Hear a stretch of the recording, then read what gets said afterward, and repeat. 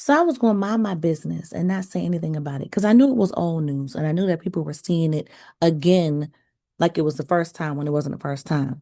But baby, Joe Budden's take on Sierra's son asking to have his stepfather, Russell Wilson's last name, is so ignorant because I don't know how men, especially men who claim to be good fathers, can justify the actions of deadbeat fathers.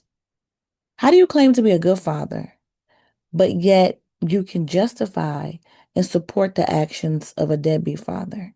And it's not like he's deadbeat because he's poor and he can't afford to take care of his kids and he's absentee because of these reasons. Future has no excuse to be a deadbeat. He has no excuse. He has all of the elements of what a successful father should be. You got the time, the space, and the money to be everywhere your children need you to be. And he isn't.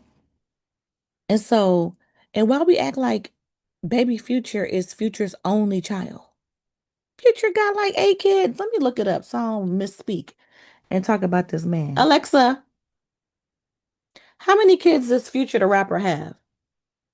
Future has 5 children. So Future has 5 children. Why do we always talk about baby Future like that's the only kid he has? And he has big kids. He don't even have not just little babies. He has big kids. Why is baby Future always the center of the conversation? Oh, because Sierra is famous and Russell Wilson stepped all the way up. He didn't just step up a little bit. He stepped all the way up. And men hate to see another man doing what they should have did, or what at least what they were supposed to be doing. And so a lot of the times, Joe struggles with holding men accountable. And I feel like as someone who has a platform, that's very ignorant because if you're, I mean, I'm sure I know he doesn't consider himself to be a journalist or consider himself to be a newsworthy source. But when you have a guest or a co-host like Marc Lamont Hill on there, who is journalistic and more factual based, and you try to drown out the point that he makes that speaks to the better side of what you're trying to say, lets me know that you're not ready for real conversations.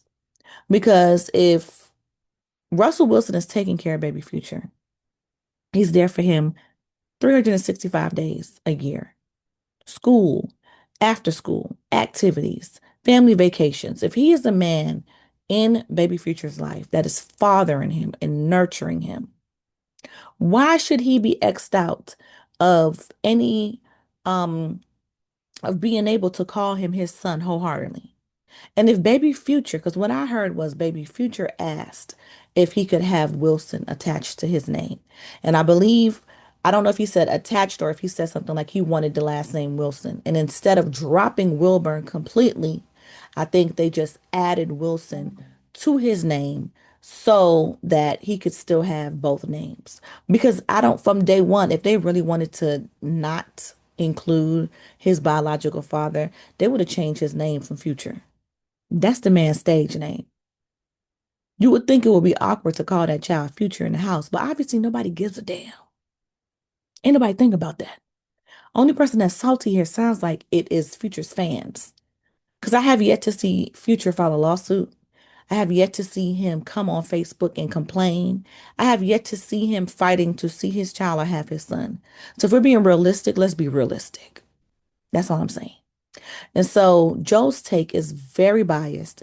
And I hate the fact that Ish knows better and he sits there and he just co-signs and agrees with what Joe's saying because the nigga paid the bills. Like, what's the point of having a podcast with different opinions if you're going to try to silence and shut everybody's opinion down? It's ridiculous. And two, they need to stop letting Ish be the not Ish, the other one, Ice, be the hip hop correspondent. That nigga don't know shit about hip hop. He might like rap and he might be in the battle rap because of his brother, but the nigga don't know shit about hip hop.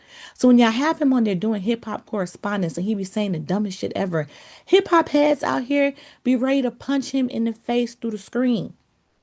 Let Parks do it. Parks has better insight and better knowledge of how to dissect and analyze hip hop than Ice does. And I know if I started a petition today, 1,000 people would sign. Stop letting ICE talk about hip hop. Let Parks do it. Because we is tired. We just tired of hearing the bullshit takes. And y'all just let it slide. We had enough. And where the fuck is Mel? Where the fuck is Mel? I hope she's on a movie and she'll be back soon because you niggas are up there whiling. And this is why female take is so important because it's just ego. The room is full of ego, full of bravado, full of fucking testosterone. And y'all need to wrangle some of that. Y'all need a female to wrangle all that ego and put that shit in a jar and dissect it piece by piece because they are so like the first two dude pods were cute. But now it's just like, all right, get somebody up there with some good sense because we tired. And when the fuck did Flip get silent? That nigga don't talk no more? That nigga don't got nothing to say no more? He real quiet for a nigga that don't know how to act and talk mad shit all the fucking time. You know what? It's Sunday, I gotta chill. But I'm just saying, you niggas are making me very upset because the quality of the show is being threatened with all these subtle changes that's being made. And y'all not saying anything to the people who are looking for specific co-hosts. And so, yeah, maybe it's time for y'all to restructure and rethink or reimagine what's going to go on with the pod because as of right now, it's looking real ghetto.